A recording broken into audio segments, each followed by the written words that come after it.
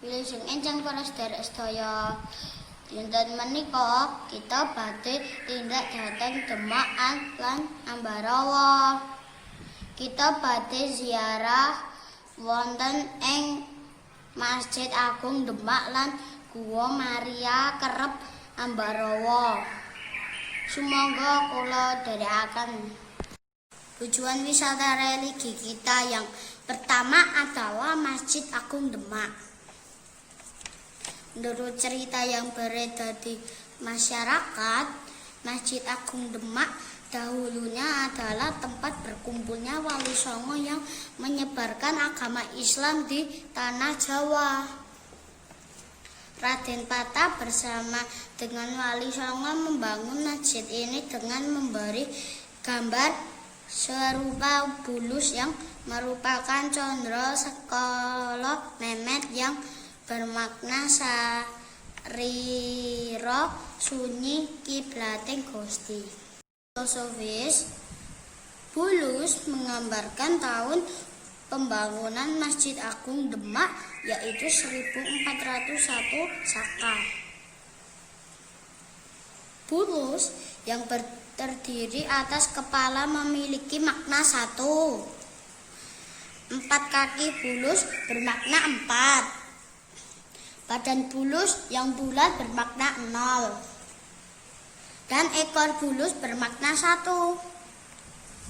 Hewan bulus memang menjadi simbol Masjid Agung Demak. Dibuktikan dengan adanya berbagai ornamen menggambarkan bulus di dinding masjid. Dari sisi arsitektur, Masjid Agung Demak adalah simbol arsitektur tradisional Indonesia yang khas serta syarat makna. Tetap sederhana namun terkesan megah, anggun, indah, dan sangat berkarismatik. Atap masjid berbentuk linmas yang bersusun 3 merupakan gambaran akidah Islam yakni iman, Islam, dan ihsan. 4 tiang utama di dalam masjid yang disebut saka tatal atau saka guru dibuat langsung oleh Wali Songo. Masing-masing di sebelah barat laut oleh Sunan Bonang, seberang barat daya oleh Sunan Gunung Jati, sebelah tenggara oleh Sunan Ampel, dan sebelah timur laut oleh Sunan Kalijaga. Pintu Masjid Agung Demak yang dikenal dengan nama Pintu Bledek dianggap mampu menahan petir. Pintu yang dibuat oleh Ki Ageng Selo juga merupakan prasasti Condro Sengaka yang berbunyi Naga Mulat Sarira Wani. Maknanya tahun 1388 Saka atau 1466 Masehi. Dulu, fungsi Masjid Agung Demak ini digunakan sebagai tempat ibadah serta berkumpulnya para Wali Songo. Hal itu dikarenakan di Demak membutuhkan tempat pusat berkumpulnya para Wali Songo. Saat ini, selain untuk beribadah, Masjid Agung Demak juga menjadi salah satu tujuan tempat wisata religi.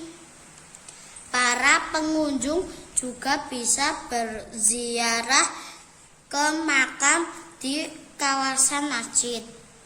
Tujuan wisata religi kita yang kedua adalah Gua Maria Kerep Ambarawa. Gua Maria Kerep Ambarawa adalah sebuah tempat ziarah yang terletak di Jalan Tentara Pelajar Kelurahan Panjang, Ambarawa. Tempat ini adalah tempat yang cukup baik untuk berdoa, berziarah, dan menyegarkan diri. Jaraknya sekitar 500 meter dari Terminal Ambarawa. Karena jauh dari jalan raya, maka daerah ini cukup tenang. Dari tempat ini dapat terlihat pemandangan Gunung Telomoyo, Gunung Merbabu, dan Danau Rawapening. Gua Maria Kerep memiliki fasilitas bagi para peziarah, antara lain Jalan Salib. Gua Maria Kerep dibangun pada tahun 1954 sebagai tempat bagi umat paroki Santo Yusuf Ambarawa untuk mendekatkan diri kepada Tuhan melalui perantara Bunda Maria.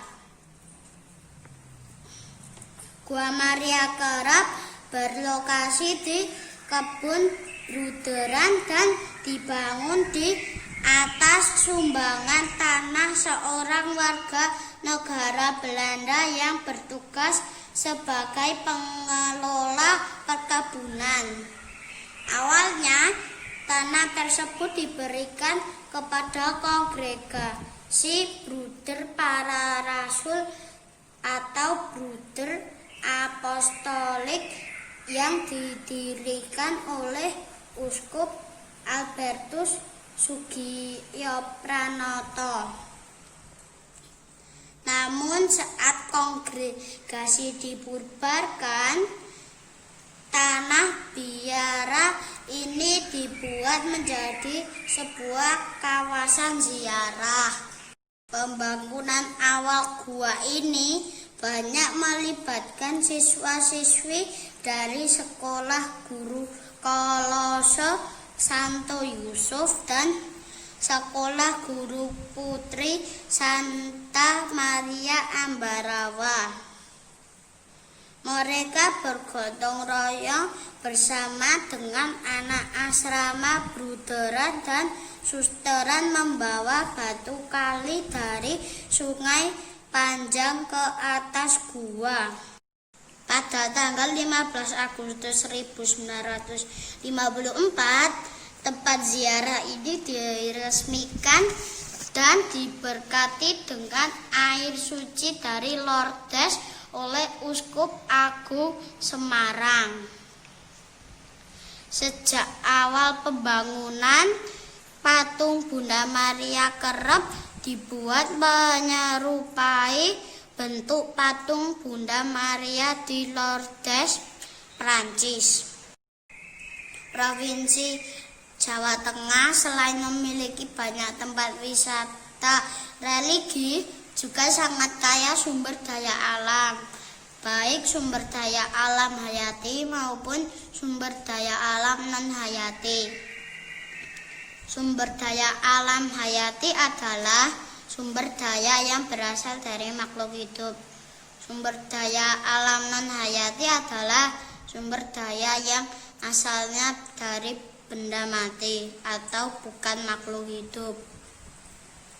Kekayaan sumber daya alam hayati di Provinsi Jawa Tengah antara lain bidang pertanian, ada kentang, ubi jalar, singkong, kacang tanah, kacang hijau, kedelai, sorghum, padi, jagung, dan sebagainya. Bidang perkebunan ada kelapa sawit, cengkeh, tembakau, teh, kopi, kelapa, tebu, dan sebagainya. Bidang peternakan misalnya ayam, kambing, sapi, domba, bebek, dan sebagainya. Kekayaan alam non-hayati. Sumber daya alam non-hayati di Provinsi Jawa Tengah antara lain batu bara, minyak bumi, pasir besi, air atau watu, dan sebagainya.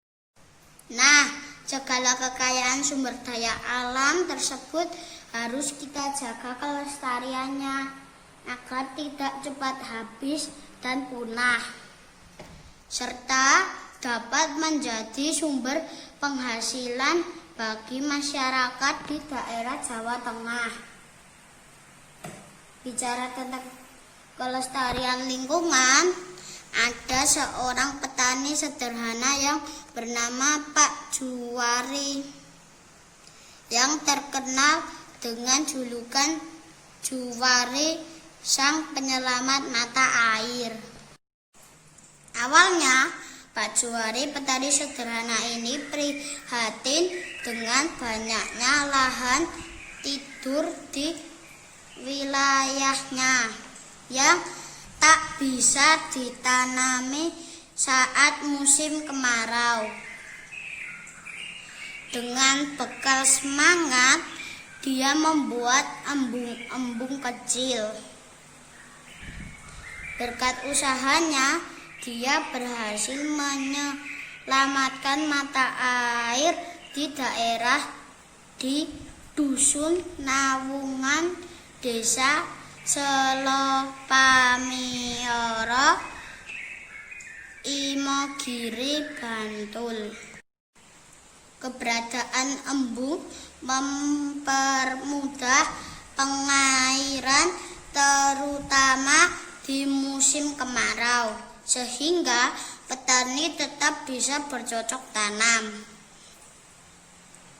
Akhirnya Pak Juwari berhasil menggerakkan warga sekitar untuk bersama-sama membangun embung. Atas aksinya, Pak Juwari mendapat anugerah Kalpataru 2018 kategori perintis. Selain itu, Pak Juwari juga memperkenalkan metode terasering pada petani yang digunakan untuk menanam tanaman semusim seperti bawang dan tanaman keras. Terasering juga berhasil mengatasi erosi. Tak berhenti sampai di situ, dia juga mengenalkan pertanian berbasis organik untuk menghasilkan sayuran organik. Jadi dengan embung-embung kecil tadi dapat menampung air hujan dan dapat digunakan untuk mengairi sawah di musim kemarau.